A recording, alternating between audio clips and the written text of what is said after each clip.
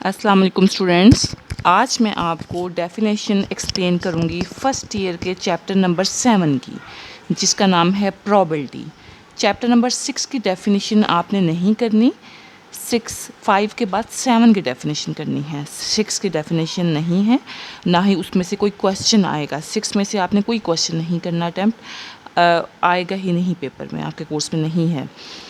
जी students, probability की definition क्या है? The chance of occurrence of an event is called probability. कि किसी भी इवेंट क्या है? कोई भी वाक़या होना, बारिश हुई है या कुछ भी ऐसा इवेंट हुआ हो, तो उसके अकर होने के चांस को हम प्रोबेबिलिटी कहेंगे। कि हम उस चांस को प्रोबेबिलिटी कहेंगे कि वो वाक़या रूनुमा होगा या नहीं होगा। जिस तरह हम कहते हैं कि बारिश होगी कल, 70% चांसेस हैं, तो वो हमारे पास प्रोबेबिलिटी है। एक्सपेरिमेंट, प्रोबेबिलिटी बेसिकली आपको पता है एक बहुत इम्पॉर्टेंट हिस्सा है स्टैट्स का। और ये जो स्टैट्स बनने से भी पहले ये यूज़ होती थी probability in gambling and etcetera. लोग हायर किए जाते थे कि जिनको प्रोबेबिलिटी आती हो, इसकी सेंस हो, इसकी समझ हो। एक्सपेरिमेंट क्या है? A process that produce some results is called experiment. एक ऐसा प्रोसेस जो रिजल्ट्स प्रोड्यूस करे, एक्सपेरिमेंट, तजर्बा कहलाता है। यानी कि हम तजर्बा करेंगे जो रिजल्ट्स प्रोड्यूस करे। फॉर एग्जांपल, हम डाइस रोल करेंगे या कॉइन टॉस करेंगे। ऐसा कोई भी एक्सपेरिमेंट हम जब करेंगे तो वो उससे रिजल्ट्स निकलेंगे। एक दफ़ा कॉइन टॉस करेंगे, हेड आएगा, टेल आएगा, head tail, head head head tail tail, यानी कि कुछ भी रिजल्ट्स प्रोड्यूस होते जाएंगे, तो उसको हम एक्सपेरिमेंट कहेंगे। रैंडम एक्सपेरिमेंट क्या है? An experiment which produce different results even though it is repeated a large number of times under similar condition is called random experiment. जिसमें मैंने आपको अभी एग्जाम्पल दी है एक्सपेरिमेंट की।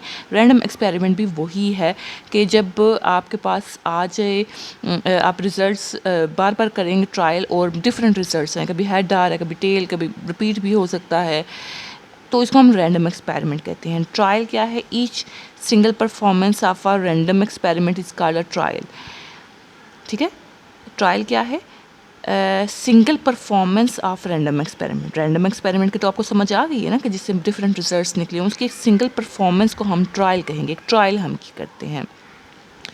आउटकम है the results obtained by random experiment or trials are called outcomes. यानी कि इस रैंडम एक्सपेरिमेंट या ट्रायल से जब हम कोई रिजल्ट निकालेंगे तो उसको हम आउटकम कहेंगे। सैम्पल स्पेस आप बेशक ना करें, सैम्पल पॉइंट्स भी रहने दें, आप एक पर रीड कर सकते हैं। इवेंट क्या है? Any subset of sample space is called an event.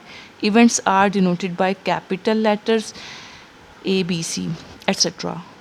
यानी कि इवेंट वो है any subset of sample space. यानी कि सैम्पल स्पेस कैसे बनी है? सैम्पल स्पेस बनी है जब हम रैंडम एक्सपेरिमेंट करते हैं, तो उसके तमाम रिजल्ट्स को अगर हम एक जगह लिख दें तो वो सैम्पल स्पेस है। और सैम्पल स्पेस का एक कह लें कि सबसेट, एक छोटा हिस्सा, उसको हम इवेंट कहेंगे।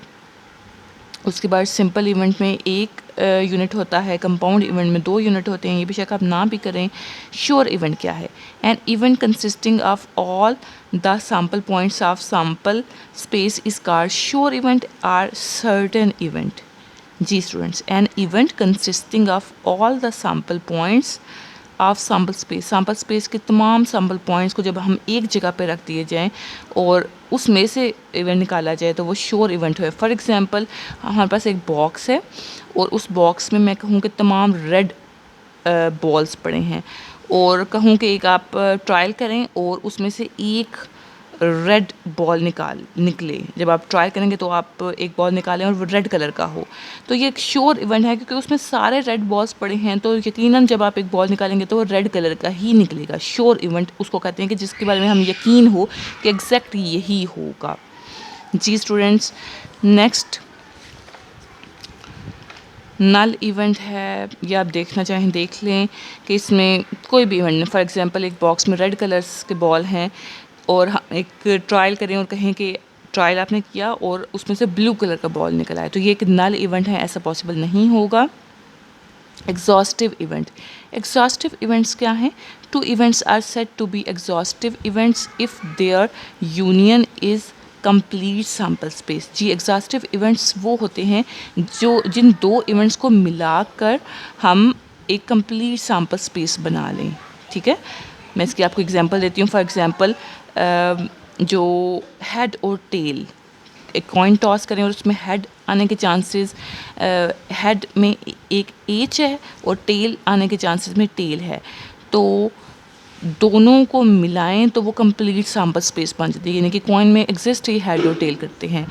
दो कॉइन्स के दो इवेंट्स हेड और टेल, ये आपस में एग्जॉस्टिव इवेंट हैं कि मिल के वो कंप्लीट सैम्पल स्पेस बना देगी।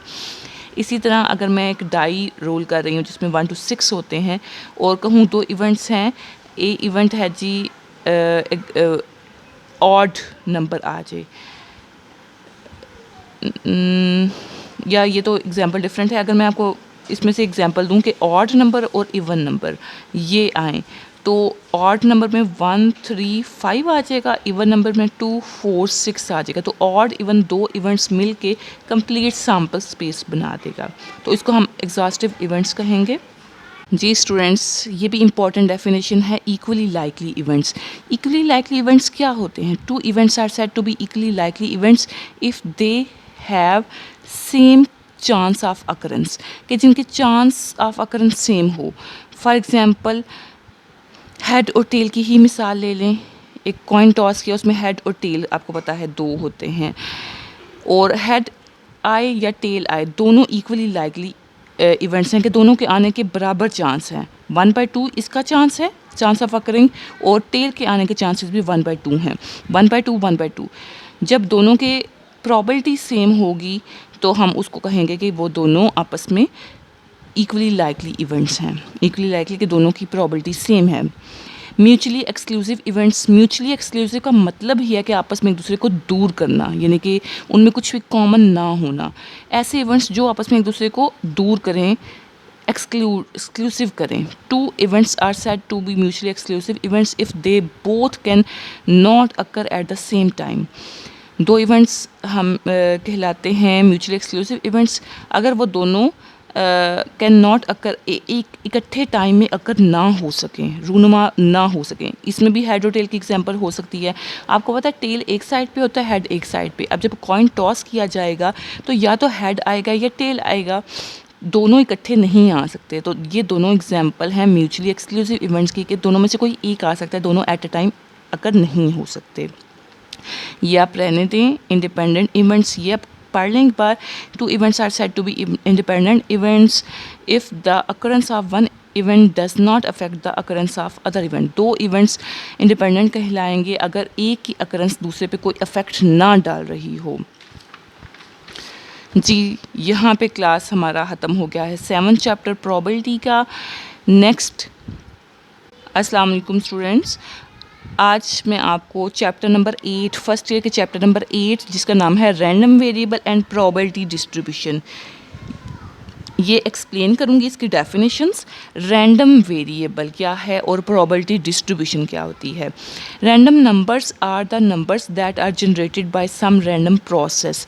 रैंडम एक्सपेरिमेंट क्या है? An experiment which produces different results even though it is repeated a large number of times under similar condition is called random experiment. Random experiment अभी हमने पीछे पढ़ा है कि जिसके डिफरेंट रिजल्ट्स आते हैं उसको हम रैंडम एक्सपेरिमेंट कहते हैं। रैंडम वेरिएबल क्या होगा? A variable whose value is determined by the outcome of a random experiment is called a random variable. Types of random variable क्या हो सकती हैं? Discrete random variable, continuous random variable, ये आप रीड कर लें जस्ट एज सच, इसकी बहुत कोई वो इम्पोर्टेंस नहीं है। प्रोबेबिलिटी फंक्शन भी नहीं। प्रोबेबिलिटी डिस्ट्रीब्यूशन आपकी इम्पोर्टेंट है। इसमें क्या है? A listing of all possible values of a random variable along with corresponding probabilities of each value is called probability distribution। Ji, a listing of all possible values of a random variable। अब random variable तो आपको पता ना क्या हो सकता है, जिसके different results निकलें, हर दफ़ा उसमें एक नया रिज़ल्ट आए, उसको along with corresponding probabilities, probability के साथ जब लिख दिया जाता है तो उसको हम प्रोबेबिलिटी डिस्ट्रीब्यूशन कहते हैं। अब ये तो आपको पता ना कि ये तो प्रोबेबिलिटी डिस्ट्रीब्यूशन है। फ्रीक्वेंसी डिस्ट्रीब्यूशन क्या होती है? फ्रीक्वेंसी डिस्ट्रीब्यूशन ये होती है कि एक्स का कॉलम होता है, साथ फ्रीक्वेंसी का कॉलम होता है। तो प्रोबेबिलिटी डिस्ट्रीब्यूशन क्या होगी? आपका एक्स का कॉलम होगा और साथ फ्रीक्वेंसी का कॉलम नहीं, प्रोबेबिलिटी का कॉलम होगा। एक्स का कॉलम और साथ प्रोबेबिलिटी का कॉलम होगा तो वो प्रोबेबिलिटी फंक्शन होगा, प्रोबेबिलिटी डिस्ट्रीब्यूशन होगा वो। जी, प्रोबेबिलिटी डिस्ट्रीब्यूशन कैसे आएगा? एक्स का कॉलम साथ प्रोबेबिलिटी का column. Next, discrete probability distribution क्या होगा? Probability distribution of discrete random variable. जब डिस्क्रीट रैंडम वेरिएबल की प्रोबेबिलिटी हो तो उसको हम कहेंगे कि वो डिस्क्रीट प्रोबेबिलिटी डिस्ट्रीब्यूशन है। और अगर कॉन्टीन्यूस रैंडम वेरिएबल की प्रोबेबिलिटी डिस्ट्रीब्यूशन हो तो वो कॉन्टीन्यूस प्रोबेबिलिटी डिस्ट्रीब्यूशन है। प्रोबेबिलिटी डेंसिटी फंक्शन, ये इंपॉर्टेंट है। The probability function of a continuous random variable is called probability density function. कि कॉन्टीन्यूस रैंडम वेरिएबल की प्रोबेबिलिटी को हम डेंसिटी कहते हैं। डेंसिटी कहते ही कॉन्टीन्यूस से रिलेटेड है। हम डिस्क्रीट और कॉन्टीन्यूस का डिफरेंस तो आपको पता है ना क्लास, कि डिस्क्रीट हम कहते हैं वो वेरिएबल होता है जो जंप कर सके। For example number of chairs in a classroom, number of person in a classroom. लेकिन कॉन्टीन्यूस वो चीज़ है जो कि जंप ना कर सके। फॉर एग्जांपल टाइम ने एक एक सेकेंड, एक एक मिनट से होकर गुजरना है। एज, हाइट, वेट, ये सब कॉन्टीन्यूस के एग्जाम्पल्स हैं। Binomial and hypergeometric distribution first year के डेफिनेशन एक्सप्लेन करूँगी। इसमें बर्नौली ट्रायल है, बर्नौली एक्सपेरिमेंट है, बाइनॉमियल प्रोबेबिलिटी डिस्ट्रीब्यूशन है। तो बाइनॉमियल प्रोबेबिलिटी डिस्ट्रीब्यूशन इसमें इंपॉर्टेंट डेफिनेशन है। Let X be or random variable associate with binomial experiment. जी, X be or random variable associate with binomial experiment. The probability distribution of X is called binomial probability distribution. जब binomial experiment means ऐसा result, ऐसा experiment जिसके दो ही result निकलते हों। For example इसमें coin भी एग्जांपल हो सकती है बाइनॉमियल की, कि या तो हेड आएगा या टेल आएगा। ठीक है, तो ऐसी कोई भी एक्सपेरिमेंट जिसके दो ही रिजल्ट्स निकलते हों, उसका जब हम बनाएंगे प्रोबेबिलिटी डिस्ट्रीब्यूशन तो उसको हम बाइनॉमियल प्रोबेबिलिटी डिस्ट्रीब्यूशन कहेंगे। इसकी प्रॉपर्टीज़ बड़ी इंपॉर्टेंट हैं।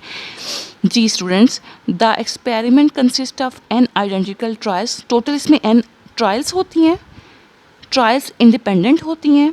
Number of trials is fixed. बेशक आपको इसी दो प्रॉपर्टीज़ याद कर लें, सबको एक बार रीड ज़रूर कर लें, लेकिन दो याद कर लें कि इसमें एन ट्रायल्स होती हैं, एन ट्रायल्स इंडिपेंडेंट होती हैं, fixed number of trials fix होती हैं। Each trial has only two possible outcomes, say success and failure.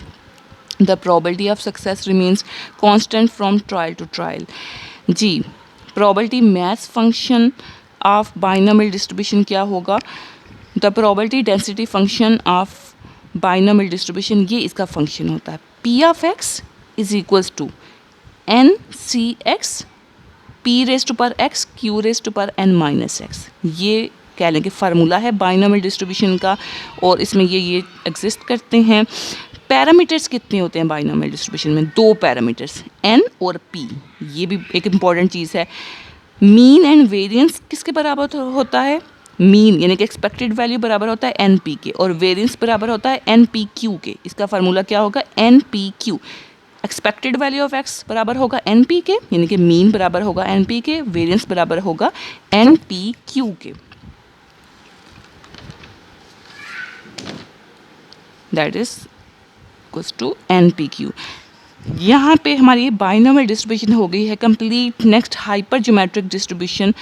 Hyper geometric experiment आपने एक बार रीड करना है कि हाइपर ज्योमेट्रिक एक्सपेरिमेंट कौन सा होता है। ये मैं थोड़ा सा आपको गाइड कर दूं कि जब हम एक बॉक्स में से कह लें कि कैटेगरीज बना रहे हैं कि इसमें 4 ब्लू बॉल्स पड़े हैं, 2 रेड बॉल्स पड़े हैं, और इसमें से आप 1 बॉल निकालें और वगैरह वगैरह, इस किस्म का जब क्वेश्चन होगा तो हम उसको हाइपर ज्योमेट्रिक एक्सपेरिमेंट कहेंगे। हाइपर ज्योमेट्रिक प्रोबेबिलिटी डिस्ट्रीब्यूशन ये इंपॉर्टेंट है। Let X be a random variable associated with the hypergeometric experiment, then the probability distribution of x is called hypergeometric probability distribution। Ji, probability distribution जब इस experiment से relate हो तो उसको हम हाइपरज्योमेट्रिक probability distribution कहेंगे।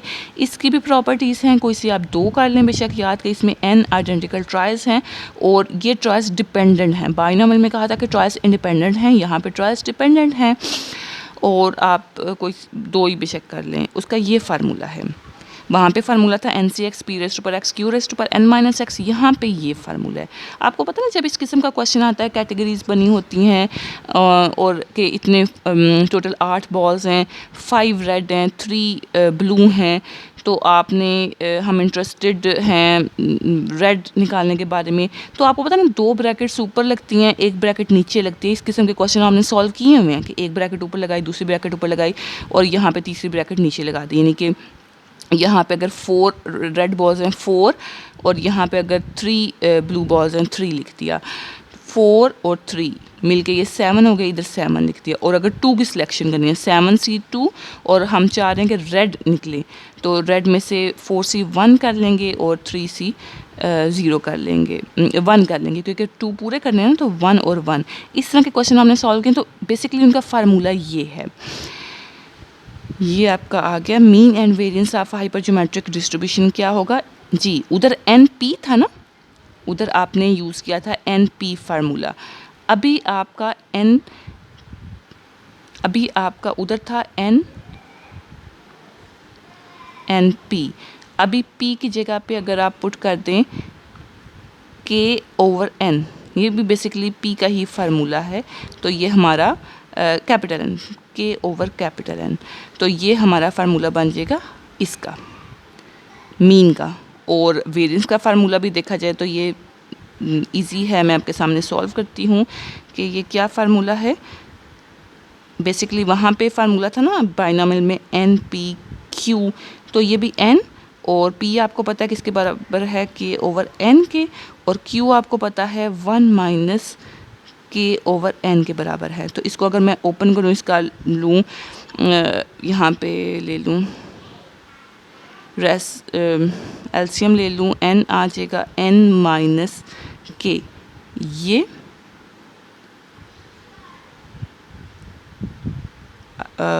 आ गया और यहाँ पे ये आ गया और ये क्या बन गया एन माइनस के, और साथ इसके मैं ये फैक्टर अगर कर दूँ मल्टीप्लाई, क्योंकि आपको पता है कि हम विदाउट रिप्लेसमेंट, ये विदाउट रिप्लेसमेंट होती है इस तरह के एक्सपेरिमेंट, उसमें हम ये फैक्टर मल्टीप्लाई करते हैं। तो ये टोटल फार्मूला ये जो लिखा है ये इसके बराबर है। यहाँ पे स्टूडेंट्स हमारा चैप्टर ख़त्म हो गया, चैप्टर नंबर 9B। और आई होप अब आपको इसकी समझ आ गई होगी। फिर भी अगर आपको कोई कन्फ्यूजन है डेफिनेशंस में तो आप मुझसे कमेंट करके पूछ सकते हैं। Thank you so much. Okay, अल्लाह हाफिज़।